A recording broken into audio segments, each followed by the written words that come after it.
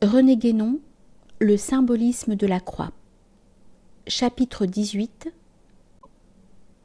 Passage des coordonnées rectilignes aux coordonnées polaires.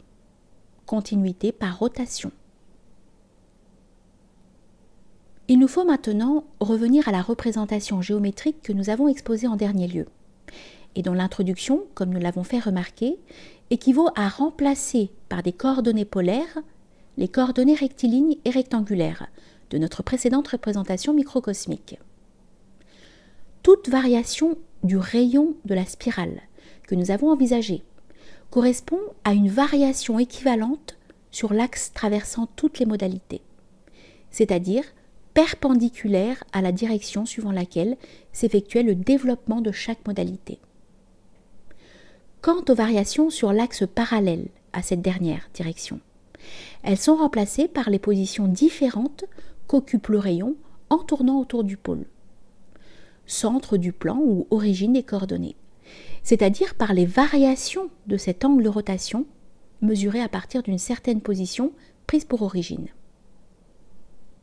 Cette position initiale, qui sera la normale au départ de la spirale, cette courbe partant du centre tangentiellement à la position du rayon qui est perpendiculaire à celle-là, sera celle du rayon qui contient, comme nous l'avons dit, les modifications extrêmes, commencement et fin, de toutes les modalités. Mais dans ces modalités, il n'y a pas que le commencement et la fin qui se correspondent, et chaque modification intermédiaire ou élément quelconque d'une modalité a également sa correspondance dans toutes les autres, les modifications correspondantes étant toujours représentées par des points situés sur un même rayon issu du pôle.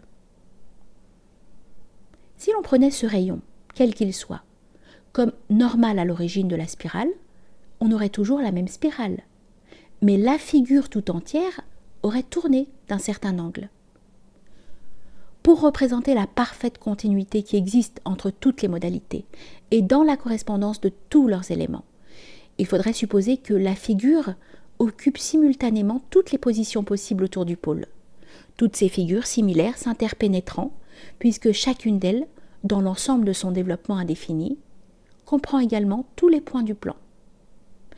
Ce n'est, à proprement parler, qu'une même figure dans une indéfinité de positions différentes, positions qui correspondent à l'indéfinité des valeurs que peut prendre l'angle de rotation. En supposant que cet angle varie d'une façon continue jusqu'à ce que le rayon, parti de la position initiale que nous avons définie, soit revenu, après une révolution complète, se superposer à cette position première. Dans cette supposition, on aurait l'image exacte d'un mouvement vibratoire se propageant indéfiniment en ondes concentriques autour de son point de départ. Petite note. Il s'agit de ce qu'on appelle en physique la surface libre théorique, car en fait, la surface libre d'un liquide n'est pas indéfiniment étendue et ne réalise jamais parfaitement le plan horizontal.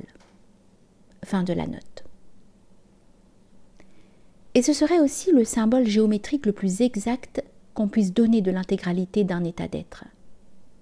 Si l'on voulait entrer plus avant dans les considérations d'ordre purement mathématique, qui ne nous intéressent ici qu'en tant qu'elles nous fournissent des représentations symboliques, on pourrait même montrer que la réalisation de cette intégralité correspondrait à l'intégration de l'équation différentielle exprimant la relation qui existe entre les variations concomitantes du rayon et de son angle de rotation, l'un et l'autre variant à la fois, et l'un en fonction de l'autre d'une façon continue, c'est-à-dire de quantité infinitésimale.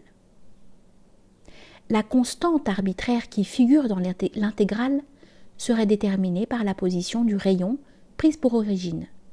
Et cette même quantité, qui n'est fixe que pour une position déterminée de la figure, devrait varier d'une façon continue de 0 à 2π pour toutes ces positions, de sorte que, si l'on considère celle-ci comme pouvant être simultanée, ce qui revient à supprimer la condition temporelle qui donne à l'activité de manifestation la qualification particulière constituant le mouvement, il faut laisser la constante indéterminée entre ces deux valeurs extrêmes. Cependant, on doit avoir bien soin de remarquer que ces représentations géométriques, quelles qu'elles soient, sont toujours plus ou moins imparfaites, comme l'est d'ailleurs nécessairement toute représentation et toute expression formelle. En effet, nous sommes naturellement obligés de les situer dans un espace particulier, dans une étendue déterminée, et l'espace, même envisagé dans toute l'extension dont il est susceptible, n'est rien de plus qu'une condition spéciale contenue dans un des degrés de l'existence universelle, et à laquelle, d'ailleurs unie ou combinée à d'autres conditions du même ordre, sont soumis certains des domaines multiples compris dans ce degré de l'existence. Domaines dont chacun est, dans le macrocosme, l'analogue de ce qu'est dans le microcosme la modalité correspondante de l'état d'être situé dans ce même degré. La représentation est forcément imparfaite, par là même qu'elle est enfermée dans des limites plus restreintes que ce qui est représenté. Et d'ailleurs, s'il en était autrement, elle serait inutile. Mais d'autre part, elle est d'autant moins imparfaite que, tout en demeurant toujours comprise dans les limites du concevable actuel, et même dans celles beaucoup plus étroites de l'imaginable, qui procède entièrement du sensible, elle devient cependant moins limitée, ce qui en somme revient à dire qu'elle fait intervenir une puissance plus élevée de l'indéfini. Petite note. C'est pourquoi le supérieur ne peut en aucune façon symboliser l'inférieur, mais est au contraire toujours symbolisé par celui-ci. Le symbole doit évidemment, pour remplir sa destination de support, être plus accessible, donc moins complexe ou moins étendu que ce qu'il exprime ou représente. D'autre part, dans les quantités infinitésimales, il y a quelque chose qui correspond exactement, mais en sens inverse, à ces puissances croissantes de l'infini. Ce sont les différents ordres décroissants de ces quantités infinitésimales. Dans les deux cas, une quantité d'un certain ordre est indéfinie, dans le sens croissant ou dans le sens décroissant, non seulement par rapport aux quantités finies ordinaires, mais aussi par rapport aux quantités appartenant à tous les ordres d'indéfini précédents. Il n'y a donc pas hétérogénéité radicale entre les quantités ordinaires, considérées comme variables, et les quantités indéfiniment croissantes ou indéfiniment décroissantes. Fin de la note.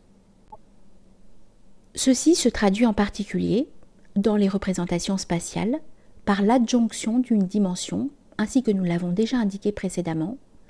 D'ailleurs, cette question sera encore éclaircie par la suite de notre exposé.